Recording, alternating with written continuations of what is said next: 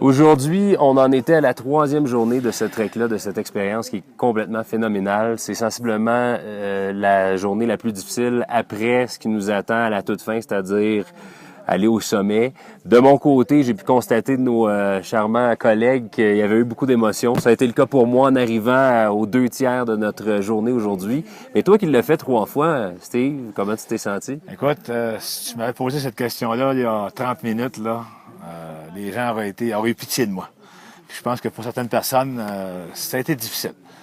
Dépendamment du rythme que tu prends, des fois ça va bien, des fois ça va moins bien. Puis là, il n'y a pas beaucoup de monde qui ont été jusqu'à 4600 mètres d'altitude. Alors, c'était le cas aujourd'hui. Heureusement, on a eu un très bon lunch, mais après ça, il restait quand même encore 3 autres heures de marche. Et là, la sacro-sainte pluie qui est venue nous abattre encore. Oui, on aimerait ça s'en passer pour la prochaine journée, mais avant d'arriver là, cette 3e journée-là est une des plus difficiles parce que justement, tu l'as mentionné, on monte jusqu'à 4600 mètres. La plupart des gens sont jamais allés aussi haut que ça. Il y a le début des symptômes du mal aigu des montagnes. Chez nous, on a été très chanceux. Il y a peu de gens qui ont été malades jusqu'à maintenant. Effectivement. Donc, c'est bon signe pour la suite des choses. Là. Absolument. J'ai parlé à notre guide en chef de montagne, puis il nous avait avisé que lorsque tu atteins 4006, si les symptômes sont pas trop forts, que ça augure bien pour la suite. Donc, sur les 10 que nous sommes, ce matin, il y a une des personnes là, qui a été un petit peu malade, mais ça n'avait rien à voir avec la montée en cours.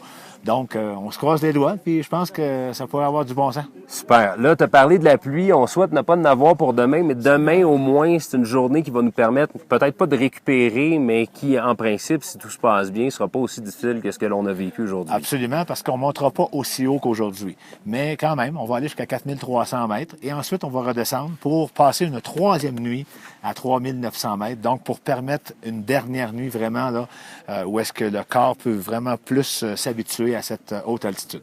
Donc, on va faire de 3009 jusqu'à 4300 mètres. Ouais. Puis, à quoi on doit s'attendre comme montée? On a quand même une épreuve qui est assez exceptionnelle. Là. On la voit juste derrière nous, d'ailleurs, derrière les tentes. Qui est ensoleillée, alors, on parle d'un mur d'à peu près 2 à 300 mètres de haut, qu'on va prendre environ 1 heure à monter. Et puis, ça va être assez spectaculaire parce que pour la première fois, tous les gens vont toucher à la montagne parce que c'est trop à pic pour se servir de nos bâtons. Donc là, on va être comme en communion avec la montagne. Alors, ceux et celles qui ont une petite crainte au niveau des hauteurs vont probablement triper, pas nécessairement au bon sens du terme. En fait, la sécurité est toujours omniprésente, ça, il n'y a pas de doute là-dessus, mais il reste que le chemin, il y a peut-être 2 mètres de large. Alors, d'un côté, c'est la montagne, et à droite, c'est le camp d'où on est parti. Alors, si on va vers la droite, on déboule longtemps. Oh boy! C'est un rendez-vous demain, on a hâte de voir ça. Merci encore, puis bon repos. Un plaisir. Merci.